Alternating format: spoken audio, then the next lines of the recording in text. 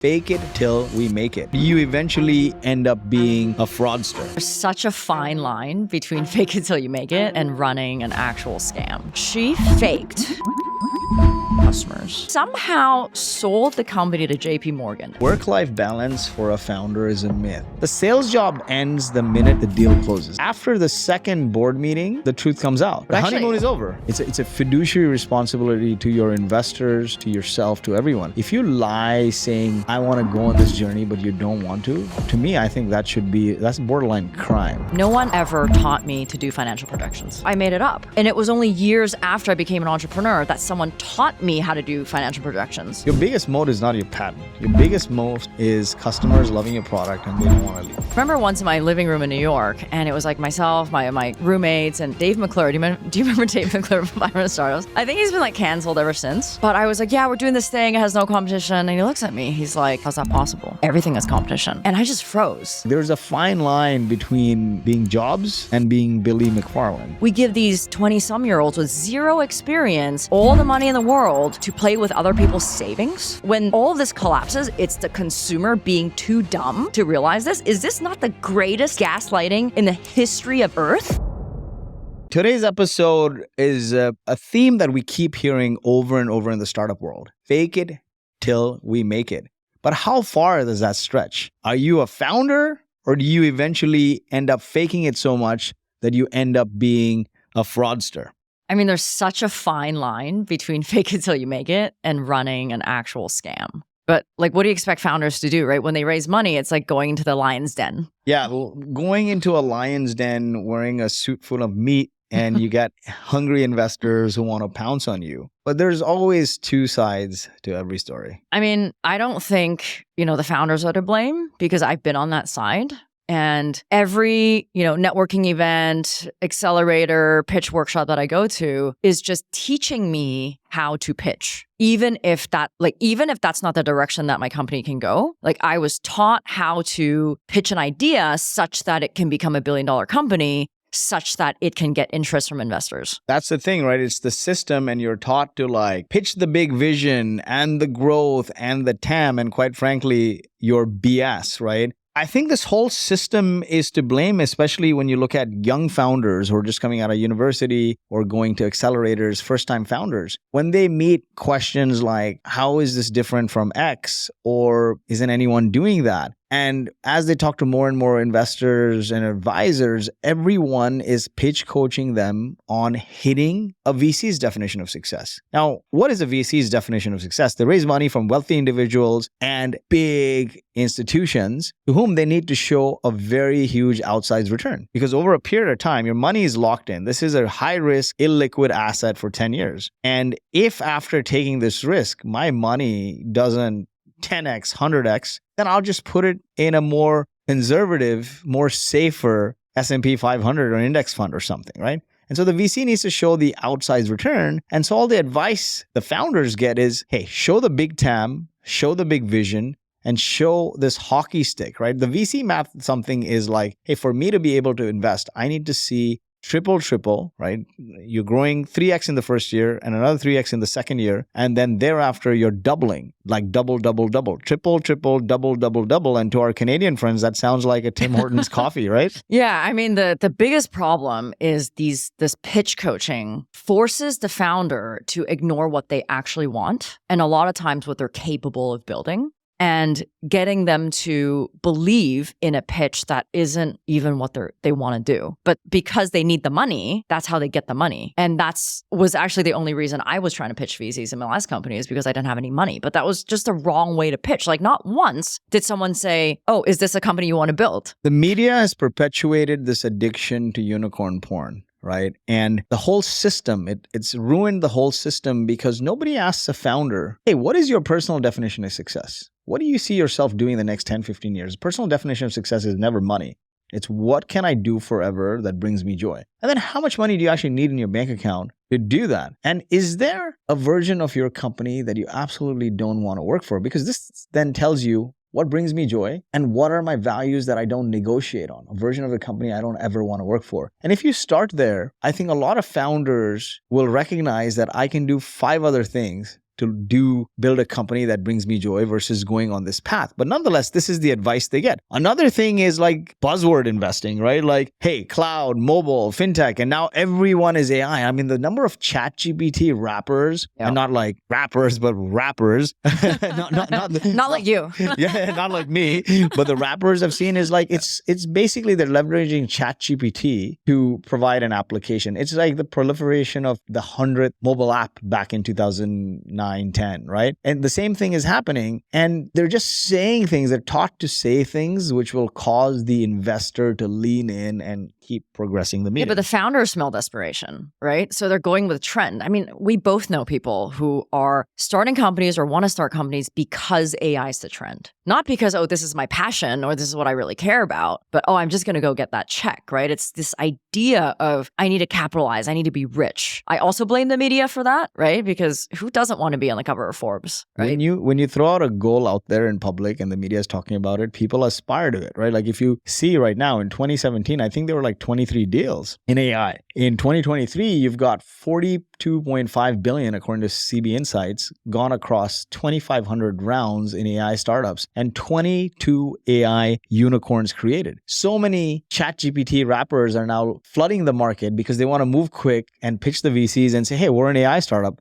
It automatically commands a higher valuation like fintech a few years ago or blockchain a few years ago or cloud or mobile. And I think the key here is when the VC leans in, the founder smells desperation. There's two sides to every story. And then they lie to the investor, they lie to the employees, and they lie to themselves. They delude themselves. So let's go through some of these lies. Right? But I feel like sometimes the founder, like me before, they don't even know they're lying to themselves because you say something enough times out loud, you start to believe it. I believed it. I want to build $1 billion company. I want to build $1 billion company. It never sat that well with me because I was never a great liar, but that's what I was taught to say. And then I was saying that to all my friends. It's manifestation. It worked for me, for 10 years or actually for 14 years, I said, I'm going to retire at 40, retired at 40. And the deal with the growth equity fund, which liquidated the founders and made us millionaires, actually happened the week of my 40th birthday. So you manifest things, but I think manifesting and making up stuff is two different things. Manifesting is when you believe, but you still got to take actions that are real and steps that eventually lead there, not fabricating stuff to make stuff up, right? And what founders need to realize is, okay, you did a sales job. Everyone does a sales job, right? You do a sales job to win that enterprise deal. You do a sales job to close the deal with the investor.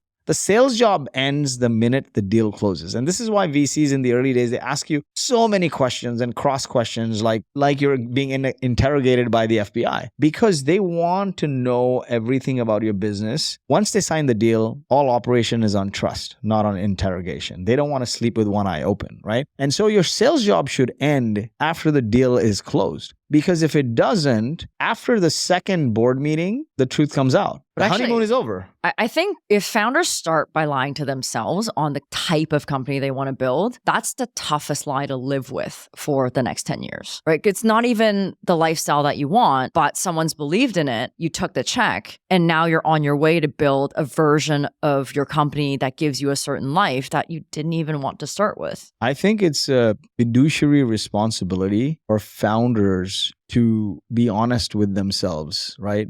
Because if you're not, it's a fiduciary responsibility to your investors, to yourself, to everyone. If you lie saying, I want to go on this journey, but you don't want to me, I think that's borderline crime, right? You don't want to go on this journey, but you took it just for taking investor money. You've done wrong, not only by yourself, but by a whole bunch of people. Or you see something that is going to totally destroy your company and there's no way out, but you take the money just to keep things going. Like there's a fine line between, being Jobs and being Billy McFarland. Fire Festival, right? Like, fire yourself from doing things like that. I mean, Billy actually has a new venture. I don't know if you read about that last week, but I think he's now selling like $1 million tickets to stay in some Miami like penthouse for a month a year for 5 years. Like this guy's now out of jail and selling a new, maybe it's not fraud, but it feels like that. I don't want to say this, but I think he's dating one of my very good friends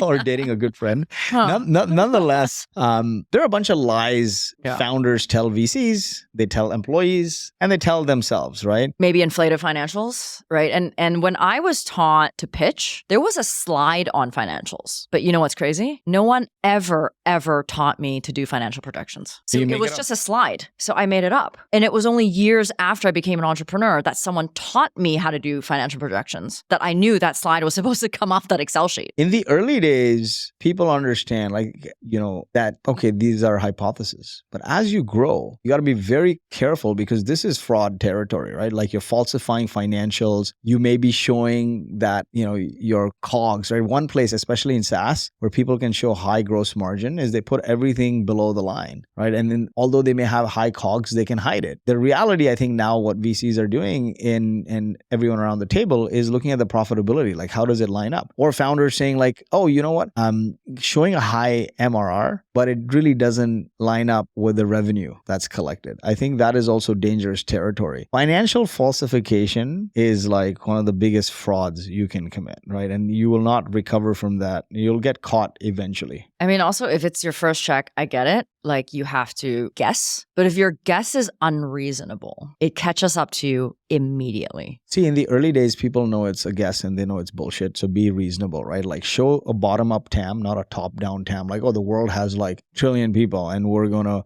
take a percentage of it. Show a bottom-up TAM. Yeah. This is our ICP. We've niched down and our first goal is to go after this. There's so many of these people. There's X number of these people in my city. I'm going to go after them. But then here's my city by city expansion. Here's how I'm going to expand to the greater TAM. Meaningful data-driven conversations make it calm. But as you go later in the equation, it's easy to falsify things. Like what I've seen is people saying, I got tens of thousands of users and, only 10% are active. Yeah. I mean, I actually know people that would say things like, oh, I've got 100 customers, selling enterprise products. I'm like, well, how many of them are paying you? Oh, they're just beta. Unless someone is paying you, they're not a customer. That is the definition of a customer. What you have is a free user. Don't sell them as customers. Rubber hits the road when people put their money where their mouth is, right? And so I think now investors see through this, but don't falsify these things. Don't like skirt the line, right? Like I have X paying customers, or if it's a freemium product, show engagement numbers. Don't say I got 10,000 users. I don't care if you have 10,000 users. If 90% of them are dormant, you have a leaky bucket. And so they,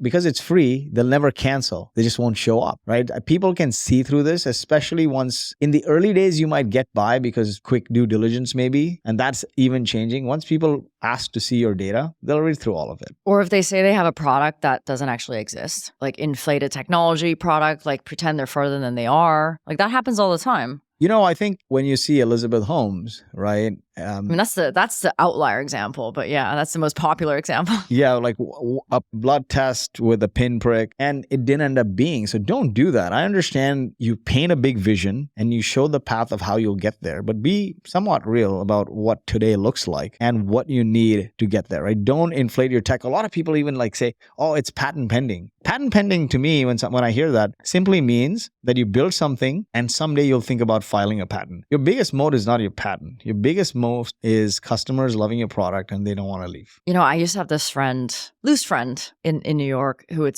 always say, oh, the purchase order is coming next week. Our first customer purchase order coming next week. We're going to get such a big investment after this because it's like a drone technology or something. I'm like, unless it's really coming next week, and if it's coming next week, everyone's going to wait for it to come next week. And I've known you for months. And every week I see you, it's next week. There has to be a timeline, right? Eventually. Because if you keep saying next week, and it keeps saying board meeting and the excuse doesn't sound legit, people mentally write it off. You don't got kids around the table. If people are like, okay, it's not happening. What is the timeline? What is the biggest blocker? And I think the counter question is there a reason why this deal won't happen? Yeah. Right? If you ask, is there a reason why this deal won't happen? You'll get, and shut up. A lot of the times asking a question, an open-ended question and shutting up will tell you a lot more about the founder. And same thing with things like, we have no competition.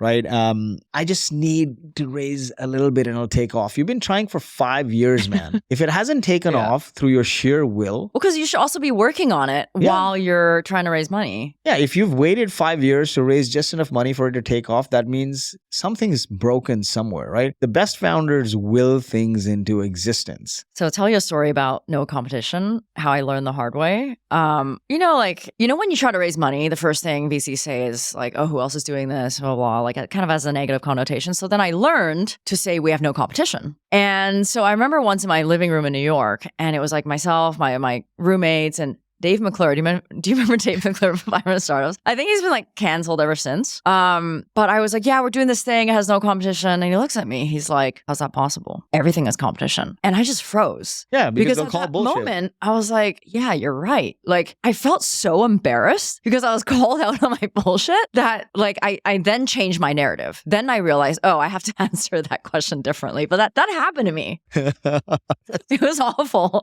You got people like that, right? Like lots of people, they'll call bullshit. And so saying no competition is about the most ridiculous thing you can say. What you can say is there's a lot of people in this space, but we've carved out a positioning for this other space, and we're killing it there because we're a 10x product for this other space. And the people who are in our industry are doing similar things, they're not going to leave their market to come to this one, right? Like we've carved out a specific niche where our product is a 10x differentiator, like eWebinar.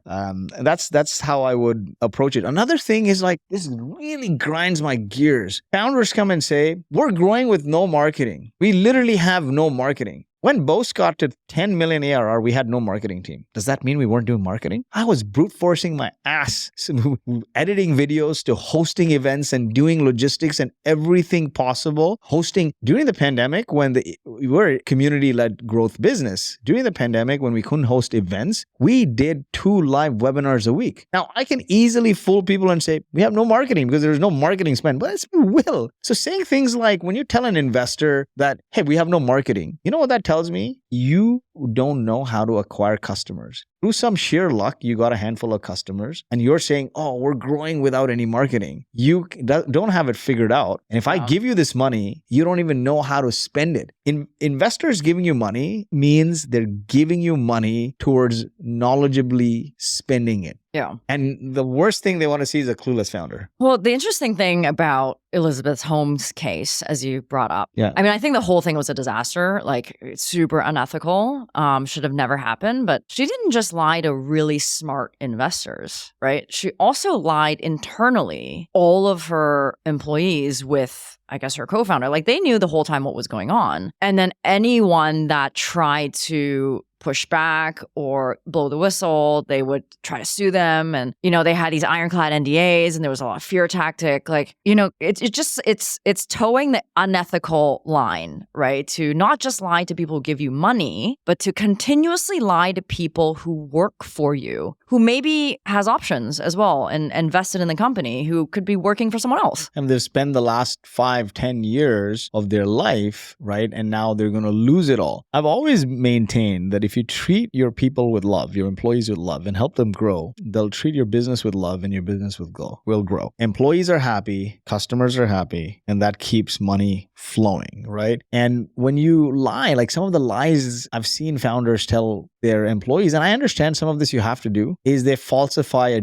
deal that's going to close so people stick around, or they falsify a big round of funding that's going to close. They just want to paint the narrative that it's a rocket ship, right? Or like this big name VC is going to invest. Or they're not being honest about where they are, so people could prepare their lives. Exactly. Right. Or like, you know, we have a pedigreed team around the table and they're going to carry us through, but they didn't. You know, we've been struggling because of these people. So let's be honest, right? I think alignment on values is key. Every founder needs to write down their purpose. Why do they come into work every day? The vision, what will the world be because of their existence? The mission, how do we do it? And the values, how do we behave? And when employees don't see your lips matching your hands, they mentally check out. They're watching. People are watching your actions. So you better believe whatever you've written on the wall is not lip service, but you're actually performing those actions. Another one that really, really frustrates me is they say, oh, we're going to close around at this big valuation. So you get like 0.0 something,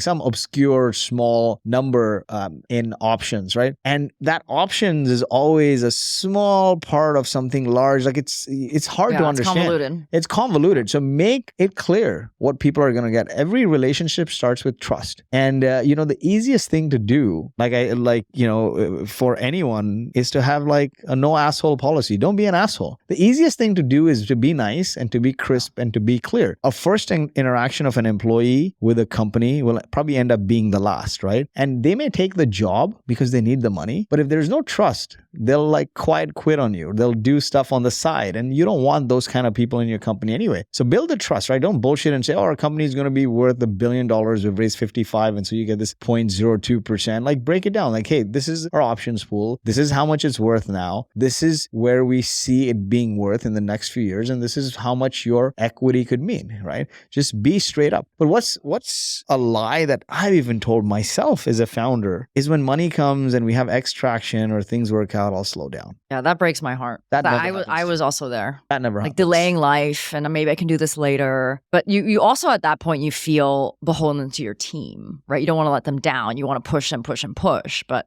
life happens at the same time as you're building your startup. Work-life balance for a founder is a myth. I believe in work-life integration. Don't push off what you should be doing today for some promissory note, right? For some payout down the road. The payout came for me, but I almost died of COVID. And I had bilateral COVID pneumonia. My wife, being a physician at Stanford, couldn't see me, and people were logging in through Zoom. I had a 24/7 Zoom setup. I could have gone, and I would have gone with a lot of regret, right? Nobody goes with the regret that I didn't work a little longer. Or I missed this deadline. We're so proactive with our work, but we're never proactive when it comes to our health or our relationships. So I truly, truly believe in work-life integration. The easiest things to do first, right? And prioritize time for love and self-care and relationships, and do the other stuff too. Like compound interest in doing a little for your health and your well-being and your relationships over time is huge. I'm not saying don't hustle and don't work. There's different levels of hustle in a startup. In the early days, you're working really, really super hard. Right? You have to go 100 miles an hour. But at each phase, from validation to product market fit to product channel fit and scale, you go from being an individual contributor to a manager to a VP and then a C-suite strategist. Just make sure you're creating leverage for yourself. You're bringing on the right people. You are outsourcing enough, because eventually you don't want to be working in the business. You want to be working on the business. If we're talking about lies and fraud and scams, right? I don't think we've heard the last of it, right? You brought up Theranos, but there's, FTX,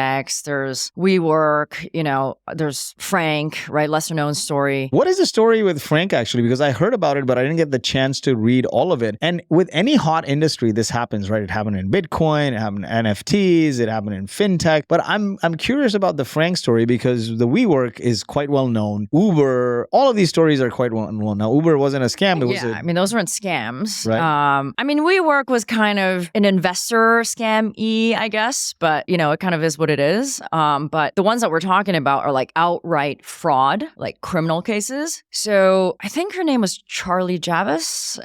She started a company called Frank, lesser known company because it focuses on college financial planning. She faked 4.2 million customers. So like college students, it's closer to about 300,000. She somehow sold the company to JP Morgan. Smart bankers, right? 175 million. I don't know who did the DD on that, but I hope they're fired at this point. She was going to make out herself at 45 million. It turned out to be a massive fraud. And to take it further, she got JP Morgan to hire her, keep her on board, right, for a number of years, paying her millions of dollars. And after that deal closed, all of this broke down because I think they realized a lot of the emails were bouncing. So then they realized all the customers were faked. And I think that case is still ongoing. But I think at the point when this all happened, she was like 31. So she was like at some point top 30 under 30, right, on the Forbes cover, just like the FTX guy, right? Like, what is terrifying to me about these things, it is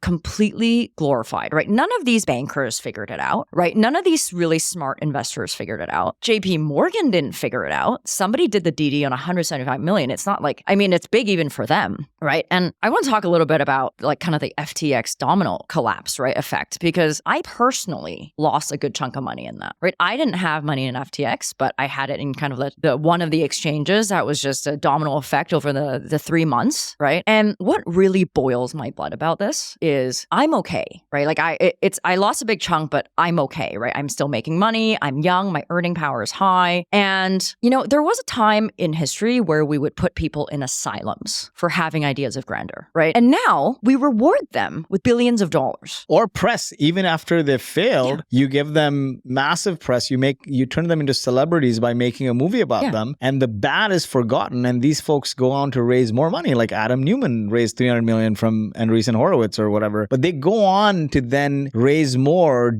do bigger things, because the whole thing is, hey, they just learned what not to do. I think there's a fine line between fake it till you make it and eventually becoming a fraud. And unfortunately, the system is perpetuating this. The media has perpetuated this addiction to unicorn porn. And when I hear like Forbes 30 under 30 or Midas List and all of this stuff, it keeps circling in my head. Unicorn porn, unicorn porn, unicorn porn. Well, and here's the thing, right? These guys were given billions of dollars to, it's like heroin to them, right? And they're rewarded through acquire customers, mansions, supercars, right? All this fake growth, inflated valuations. We require people at every age to take a driver's license test. So when they go and take the car on the road, they're not putting other people's lives at risk. But yet we give these 20-some-year-olds with zero experience all the money in the world to play with other people's savings, right? To play with other people's blood tests, their lives. And then when everything blows up, they leave a trail of destruction. The VC is just like, oh yeah, writing it off. And guess what? The trail of destruction are people like me. How many first homes were never bought because of that, right? How many honeymoons and weddings did not happen because of that? And then, you know what happened when I lost money in that collapse? My friend was like, well, the VCs didn't ask you to invest. I'm like, hold on a second. The VCs gave these guys money to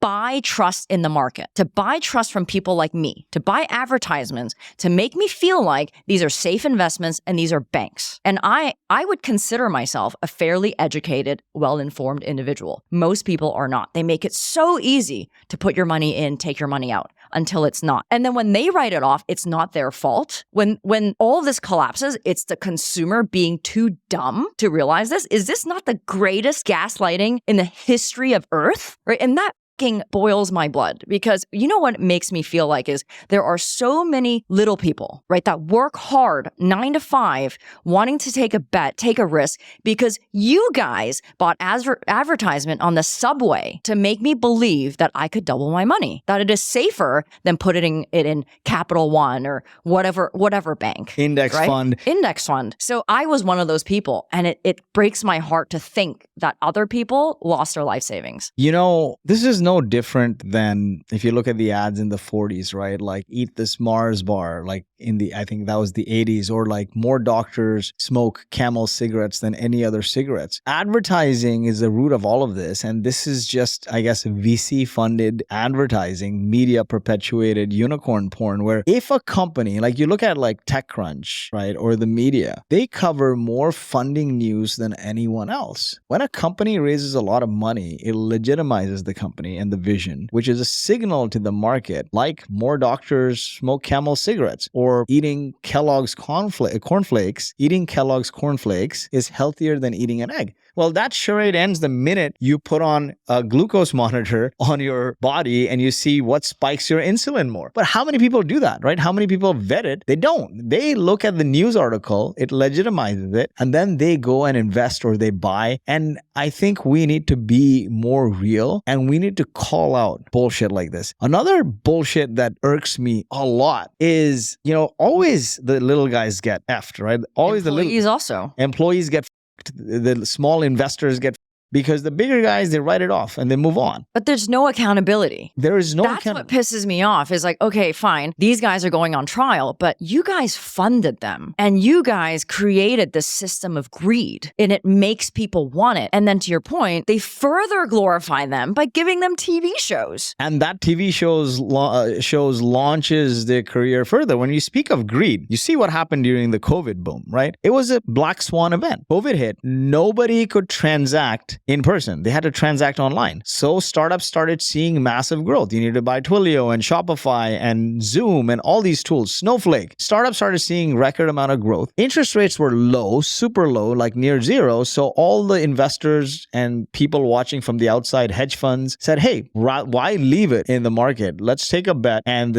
take money at the interest rates are super low. So let's start investing in startups. They started swarming the market with startup funding. Due diligence fell through the cracks. pullbacks, you see a bank like Silicon Valley Bank now, which was the only startup-friendly bank, started going to all these startups that raised obscene amounts of money at high valuations and giving them matching amounts of venture debt, right? When the bubble burst, 2022 rolled around, these companies couldn't keep up with the growth because there was no COVID boom. We just created some artificial growth because people had to cope with this black swan event. So projections started falling. Interest rates went up, so killed the market. Now you have a bunch of overvalued unicorns who've taken debt from SVB and you're creating this hole. One thing led to the other, right? The CEO gave some stupid comment which caused the market to freak out, right? He called the elephant in the room. The market freaked out. People started doing a bank run, withdrawing their money. Bank shuts down. So many employees had years of stock with that bank, right? They lost out. It's greed. Greed is what drove the 2008 recession. Greed is what is driving behavior like this, where you have, 1,800, 1,200, 1,800 unicorns? How many of them have the metrics to support 100 million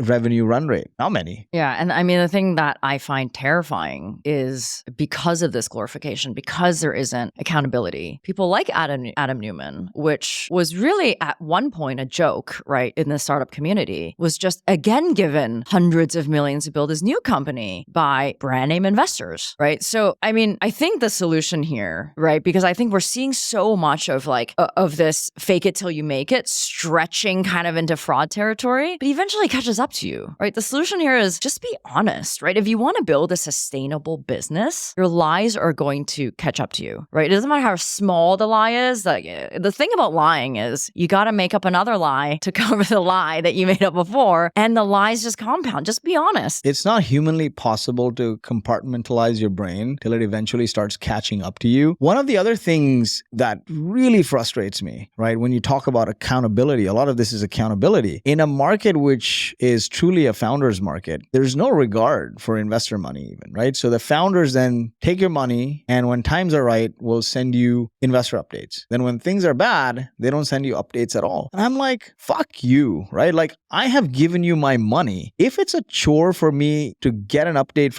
if it's a chore for you to send me an update saying, here's my progress, here's how many customers we signed, here's the growth rate, here are our struggles, can you help with? You shouldn't be in business. You shouldn't be a founder. Basically, it's telling me you don't know how to run your business. You don't have accountability to anything. And so you're just concealing stuff. And to me, it's not fraud, but it is like, it's a lack of courtesy. It's a lack of courtesy. It's a lack of respect. And I think it's a gateway. It's a gateway drug to eventually frauding because you're hiding stuff. If you're not sending me a monthly update, you're hiding stuff. So what's the next step then? If I question you, you might lie, right? So hiding is a gateway drug to lying. I'm an angel investor in 18 startups now, LP in 10 funds. The funds are diligent in sending updates, right? Because they raise the next fund before the current one liquidates. But I can count on my fingers how many founders send monthly updates. What harm is it? If you're having a bad time, if you're top of mind for me, I might be able to bail you out. Yeah, that's actually the best time to send an update is when you're having a bad time. I might be able to make a connection for you. I might be able to find an investor or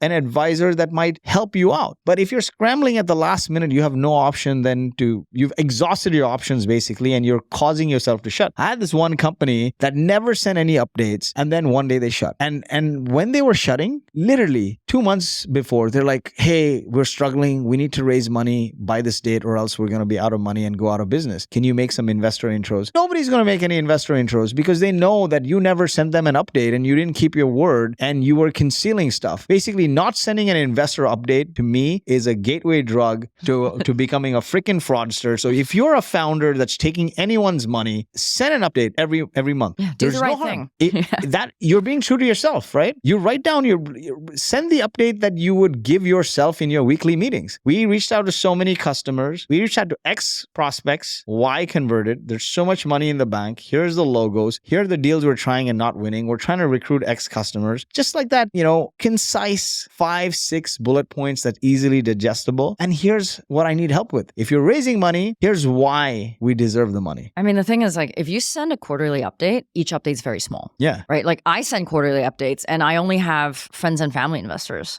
At the early stages, I recommend sending a monthly update because it keeps you accountable at the earliest stages, right? Because it keeps you accountable. Sometimes what people say is like, out of sight is out of mind. If I've not heard from you, and then like you probably are not forced to think about these problems yourself. Writing a concise investor update actually forces you to think about your business. Yeah. Write yourself that love letter every week, right? And then send it once a month. Yeah. I mean, I have an interesting story on that point about, sending updates when things are bad. So I send quarterly updates. And to your point, like it's like a love letter to myself. I now have a record of it. But last year we bought back a friend and family investor and using the company's money. And I asked our investors if anyone wanted to buy that share. And one of the investors were like, hey, is this your way of saying you need money? Because I'm going to invest in another company right now, but if you need the money, I can give this to you.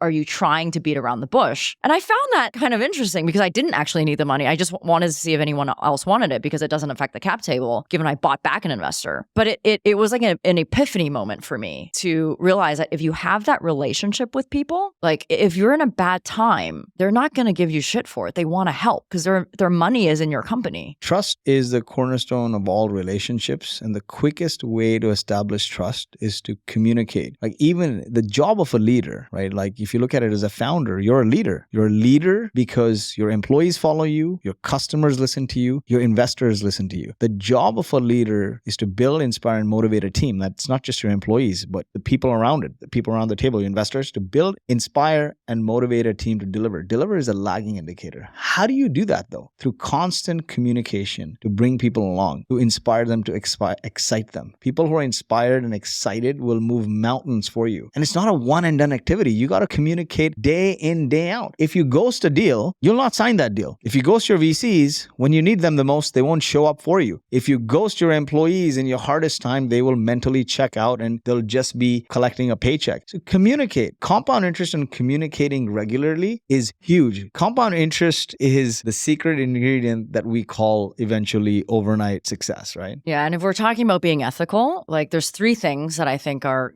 things that you just can't lie about, right? Product. Like, are you building the product that you say you're building, right? Financials. Like at any given time, if anyone asks for my financials, it's almost exactly to my projections because every single month I will update my projections to the actual numbers. I always have that. And third is your customers. Don't lie about having a big logo when you don't. So easy to check in on that, right? Don't lie about the number of customers that you have. Or making up customers with fake accounts like Frank, right? Like Frank. Investors do a lot of due diligence up front and they grill you because they want to get to know the relationship better. They want to know what they're getting into. They want to understand how you react to tough situations, right? Because it tells a lot about you as a founder that they're investing in, how you react to things, how you can move fast, how you can pivot on the fly, and if you're being honest to them and yourselves. But eventually it's all on trust, right? In a startup, there's no audited financials. There's not. It's all operating on trust. And, chances are you don't even have or can afford a big name CFO. You're working with contractors or fractional accounting firms. But the whole thing is built on trust. If you falsify it, you'll not only lose for today, you'll hurt the people around you, and you might just never be able to do this again. You will hurt yourself and your family in more than one ways. See, the whole thing about fake it till you make it is just giving you the mental runway to get from point A to point B quickly while spelling out a plan. And there are more ethical ways to do it. One way is, I love this way, I call it the Wizard of Oz, right? I think it's a known term. But really, like, you offer a vision, but you don't have the money to build that vision today. Remember, customers want an outcome. They don't want software. What can you do? Do that manually. We got to millions in revenue before we started building software. But never did we once not deliver a customer outcome by lying that the software works, right? It's customer want an outcome. Your job is to get that customer the outcome by any means possible. They don't care if your software exists or not. You can do this whole manual Wizard of Oz thing behind the scenes, and then you know what it takes to deliver this manually, what you need to eliminate, automate, delegate. And so if you're collecting data manually, build some integrations, then apply normalization algorithms to normalize it, to parse through it, and then apply workflow algorithms to then do the work. But be methodical. A lot of chatbots were manual to start with. Exactly, right? receipt parsing companies, right? Receipt parsing software is just like, it's just code monkeys in the background actually parsing it for them. But I think there's a big difference between like faking your business till you make it and faking the confidence to make those things happen. I think fake it till you make it is, to me, is faking the confidence to get you from a low point of A to a high point of B. See, founders need to make large promises based on their vision. That's super hard to keep, but they do everything in their power to keep it anyway. And the only way to convey that you're a founder and not a fraudster is while you're going on that journey, you're transparent and you communicate along the way. I think that's a good place to wrap up. What is your hot take for today's episode? I think there's a fine line between founder and fraudster. Lots of con artists in the boardroom here. Be true to yourself. Be honest. Fake it till you make it doesn't mean lying. Find proper ways to help you fake it. At the same time, you don't want to be like, hey, I can't build this and I don't want to lie, so I'm going to fail. No, use the Wizard of Oz, right? Like do things manually. There's so many low code, no code solutions, right? That you can just slap together quickly to push a minimum viable product to get feedback from the market that you don't have to lie, right? You don't have to falsify it. There's bro code when you need it, right? If you don't have low code or no code, there's bro code. What we did a lot of the times in the early days of Boast was we got traction by hosting events, and our event is called Traction, our community is called Traction, but we'd barter with people, and that's what I call bro code, right? I'm like, we didn't have the money to build the user experience for the product, and so we gave the UX firm a free sponsorship at the conference. In return,